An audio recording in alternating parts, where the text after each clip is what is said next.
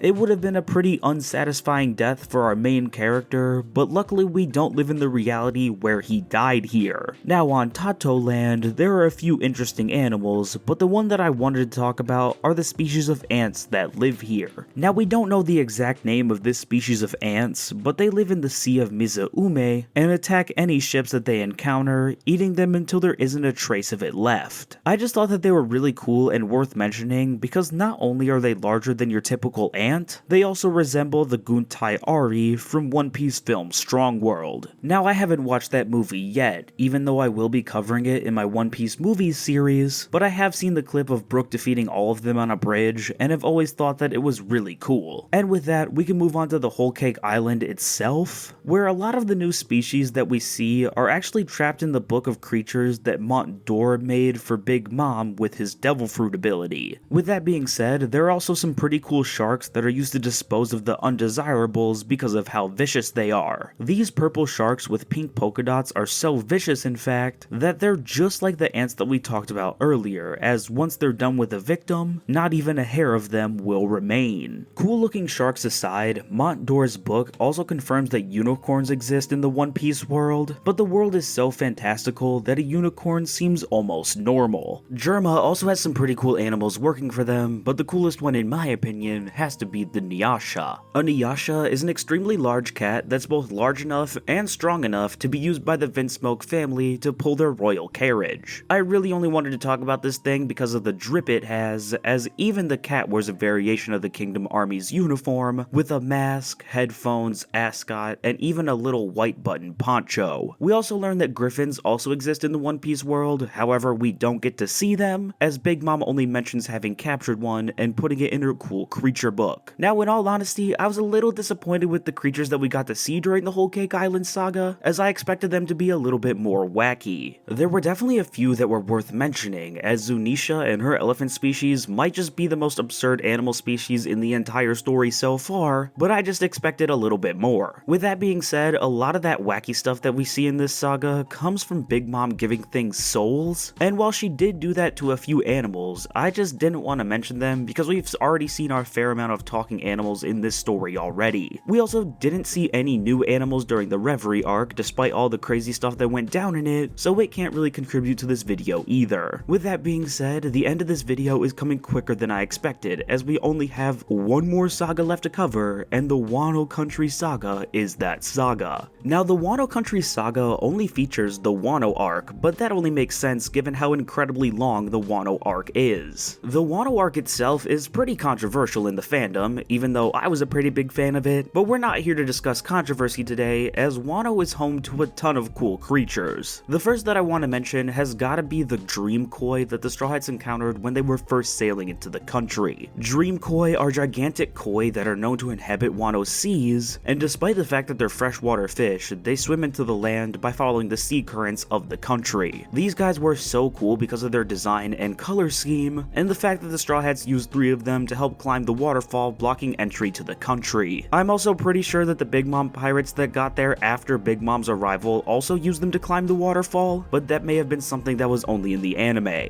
Next up, we have to talk about the white boars that inhabit the country, as even though one doesn't appear for all that long, it left a pretty big impact on Odin's flashback in my opinion. Back in the day, there was a white boar piglet that was given a strong monetary value by the Kurokoma because if it was taken, then its parent would go on a rampage. Now while a white boar going on a rampage doesn't sound too bad, this one was called the Mountain God, and it got the name for a very good reason. This is because the Mountain God wouldn't only wreak havoc while going through the entire country looking for it, but also because a fully grown white boar is absolutely massive. It quite literally took Odin himself to get the thing to stop rampaging, and he was only able to do so after cutting the thing in half. The Mountain God had to be mentioned in this video, and so does a creature called the Wanizame, as I just saw it and think that it looks really cool. This is another creature that I forgot existed before seeing it, but you can't really blame me because it only appears in a few panels, and it takes a few more than that for me to remember things, even if they do look really cool. A Wanizame is a giant sea monster that resembles a crocodile crossed with a shark that has several dorsal fins on its back, and that just sounds cool before you even see the thing. Then you get to see it, and a cool character like Jack using one as his personal mount, and it's solidified as a cool creature, even though it doesn't appear in the story all that much. And with that, we're gonna move on to the final animal that we're gonna discuss when it comes to the Wano Country saga, but it's a little bit different than the animals that we've covered from it already, as these are more of a class of animals. Komas refer to large species of animals that are indigenous to Wano, and they all share traits of being larger than their normal animal species counterparts, as well as possessing a tail and mane with a flame-like appearance. There are quite a few of these, and they all honestly look pretty cool, but I have chosen just 4 to talk about in this video so it doesn't get too long. And those 4 are the Koma Inu, the Koma Shika, the Koma Gitsune, and the Koma Tori. The Koma Inu is the first of these creatures that the Straw Hats encounter in Wano, as Luffy encountered it shortly after arriving, as it was being attacked by a giant baboon wielding a katana that sent it hurling towards the Thousand Sunny. Now that giant baboon already sounds pretty insane, but if I remember correctly, this Koma Inu actually plays a somewhat important role at the beginning of this arc. This giant guy with a flame-like mane and tail that resembles a dog with a pig-like nose with a Lionon's body is named Koma Chiyo, and he's honestly a cool guy. He's a very loyal and protective guy, as he's actually been one of Tama's best friends from a very young age, as they've truly just been growing up together. I was also waffling a little bit when I said that he only plays a role in the beginning of the arc, as this guy was actually there throughout the entire raid of Onigashima, and I literally just forgot. He's a noble ride for many of our good characters characters throughout the arc, and always stays by Tama's side because he cares about her safety above all else. It was even Tama that ended up saving Komichio in the end, because even though he got knocked out by Ulti, one of the gifters that she controlled with her devil fruit powers ended up saving his unconscious body. This guy ended up being such a valuable member of the team, in fact, that he was even at the party that the ninja, pirate, mink, samurai alliance had at the very end of the arc, and that's just a great thing to see. Just like a lot of creatures that we've talked about in both of these videos, this guy looks really cool and has some decently interesting lore to go alongside him, so I thought that he was worth talking about. And with that, we can move on to the Komashika, because this is another member of this Koma class of animals that looks really cool. The Komashika is another one of these large, flaming animals that was used as a mount by Basil Hawkins when he confronted Luffy and Zoro in the Wasteland. Now, the reason that a lot of these Komas are used as mounts is because the people of Wano have domesticated them for a long time now, so even though most of them resemble predatory animals, they mostly just coexist with the people around them. Anyway, the Komashika is a deer-like creature with sharp teeth, largely curved antlers, spotted fur on its leg, a flame-like mane, and flame-like eyebrows. It also resembles a mythological creature called a Kirin, which is a part of Chinese mythology, and is said to appear with the imminent arrival or death of a sage or illustrious ruler. In fact, there are a few of these Koma class animals that resemble different mythological creatures, and that's just another aspect of them that makes them really cool. I'm also pretty sure that he was riding the Komashika when he defeated Law and threw him in jail for that short amount of time, but don't quote me on that because I'm not 100% sure. Now, when it comes to the Komatori, I wanted to talk about this guy because the drip god Kinemon was riding one on his way to Yasui's execution, and that just gives them some brownie points. Now, it would have been cool enough if Kinemon was the only Kozuki family member to ride one, but he wasn't, as Inuyasha also rode one, and I find the two leaders of Zou to be extremely cool. In fact, I find the leaders of Zou to be so cool that Zou is definitely gonna get its own video one day, as the whole culture and people that have grown on Zunisha's back are some of the most interesting in all of One Piece in my opinion. Anyway, a Komatori is a giant breed of rideable chicken with flame-like combs and wattles, and they closely resemble the Bassin. The Bassin is a fowl-like bird that has origins stemming from Japanese mythology, and is sometimes called the fire rooster because of its appearance. In all honesty, it seems like it just trolls the people that live near the mountains of the Ayo province, as if a human hears the sound that it makes and then looks outside, the bird suddenly vanishes. Luckily, that isn't something that we have to worry about with the Komatori, however, as this guy is just a really cool looking bird that the people of Wano can ride around on. And with that, we must talk about the final Koma class animal that I want to talk about in this video, the Koma Getsune. We have to talk about this guy because even though he's just a fox with a flame-like mane and tail, Onimaru is one of them, and Onimaru was an incredibly underrated ally in the final fight against Kaido and his forces. Onimaru used to be the companion of the late daimyo of Ringo, Shimotsuki Ushimaru, but he eventually became good friends with the frog samurai Kawamatsu. Once he did so, he helped Kawamatsu collect weapons for the final battle against Kaido by posing as a human known as Gyukimaru on Ohagi Bridge, and stealing weapons from the people that tried to rob the old daimyo's graves. This is another guy that doesn't appear all that much in the grand scheme of the Wano arc, but the scene where he transformed back into his Koma Getsune form is one that's always stuck with me for some reason. Oh, and the fact that he can straight up transform into a human is a whole nother thing, as I truly thought that he was a devil fruit user for the longest time. I thought that this was a human that had a fox devil fruit for the longest time, but it turns out that one of the Koma Getsune's abilities just allows it to transform into a human. I'm also an idiot that didn't read the section of his fandom correctly, as he did eat a devil fruit that allows him to transform into a human, so hopefully I get some algorithm boosting comments since I was literally just wrong. A lot of people may have forgotten Onimaru's importance in the defeat of Kaido, but I never will because he did the dirty work without any desire of being recognized, and that's something that's truly commendable. And with that, we're done talking about the creatures of the Wano Country saga, and we're done with talking about One Piece's New World creatures as a whole. Now, I know I said that I'd be talking about the final saga's creatures in this video as well, but that saga is still going on at the moment, so I don't think its full potential has been reached when it comes to the wacky characters that we could get from it. I personally believe that the New World has a few less wacky creatures than the part of the sea that we got to see from before the time skip,